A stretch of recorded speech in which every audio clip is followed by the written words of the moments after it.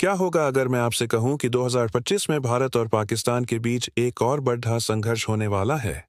क्या आप चौंक जाएंगे या शायद आपको यह सुनकर दुख होगा? यह सवाल इसलिए जरूरी है क्योंकि भारत और पाकिस्तान के रिश्ते दशकों से तनावपूर्ण रहे हैं।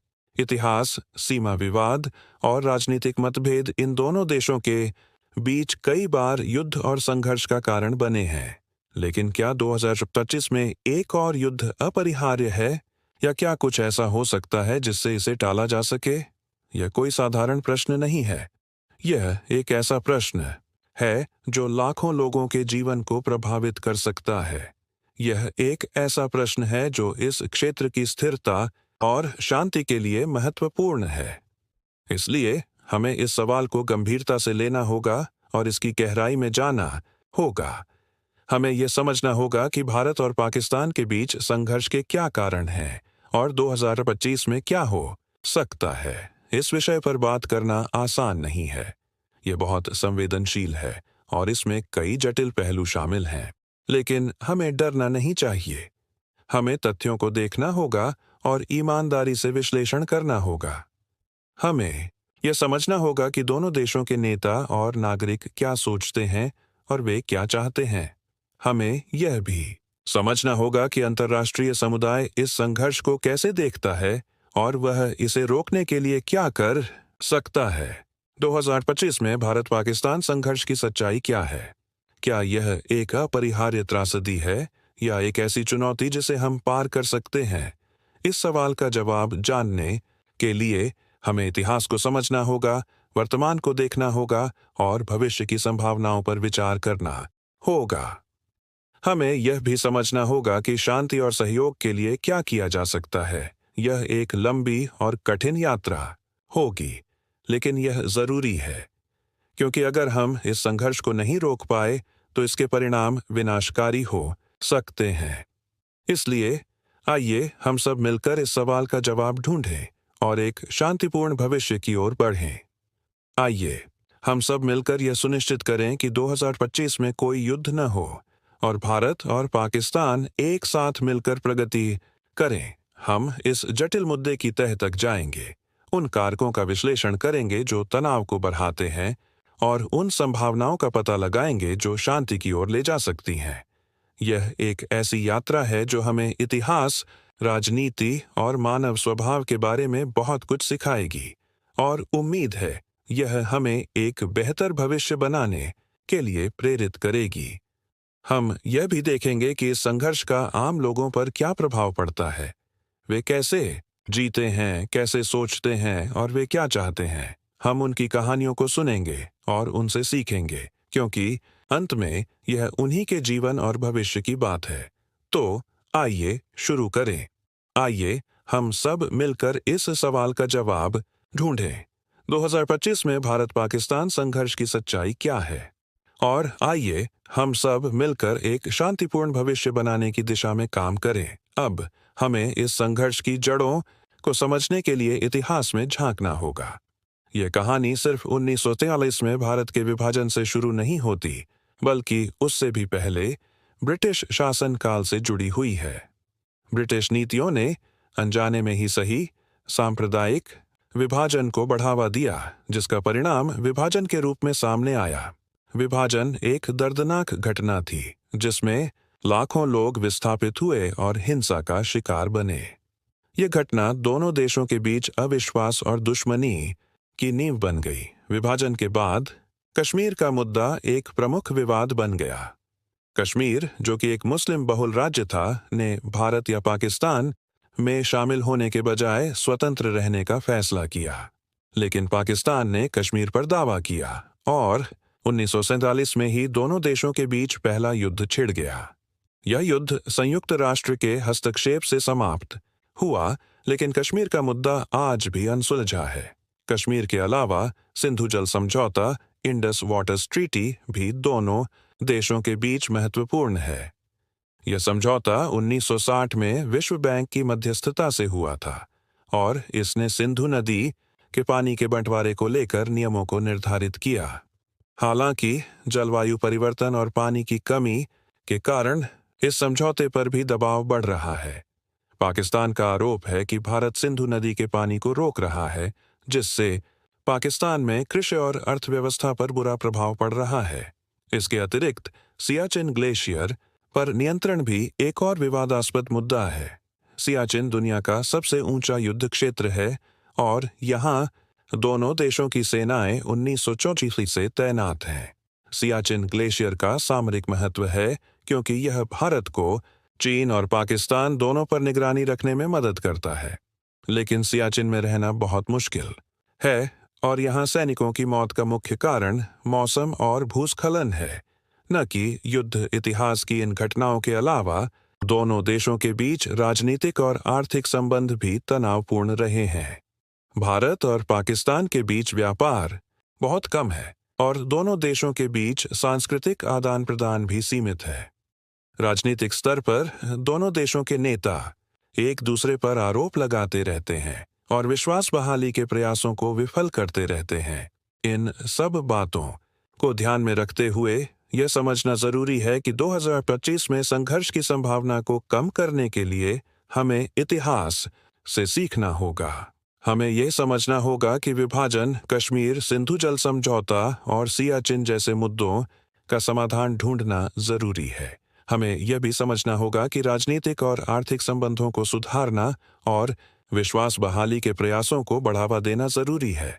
बेशक इतिहास को बदलना संभव नहीं है, लेकिन हम इतिहास से सीख सकते हैं और भविष्य को बेहतर बनाने के लिए काम कर सकते हैं।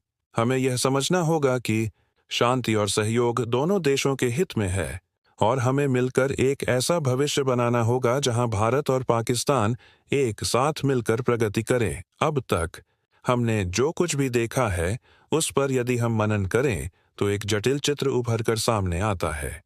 यह एक ऐसी कहानी है जिसमें इतिहास, राजनीति और मानवीय भावनाएं आपस में गूंथी हुई हैं। यह एक ऐसी कहानी है जो हमें यह सोचने पर मजबूर करती है कि क्या भविष्य में शांति संभव है या हम हमेशा संघर्ष के चक्र में फंसे रहेंगे। हमने यह देखा है कि अतीत के घाव आज भी ताज़ा हैं और वे दोनों देशों के बीच अविश्वास और दुश्मनी को बढ़ावा देते हैं। हमने यह भी देखा है कि कुछ मुद्दे जैसे कि कश्मीर और सिंधु जल समझौता दोनों देशों के बीच तनाव का कारण बने हुए हैं। इन मुद्दों का समाधान ढूंढना आसान नहीं है, लेकिन यह जरूरी है कि हम प्रयास करते रहें। हमने यह भी देखा है कि राजनीतिक और आर्थिक संबंध भी दोनों देशों के बीच तनावपूर्ण है। व्यापार और सांस्कृतिक आदान प्रदान बहुत कम है और राजनीतिक स्तर पर दोनों देशों के नेता एक दूसरे पर आरोप लगाते रहते हैं। इन संबंधों को सुधारना भी जरूरी है ताकि दोनों देशों के बीच विश्वास बढ़ सके।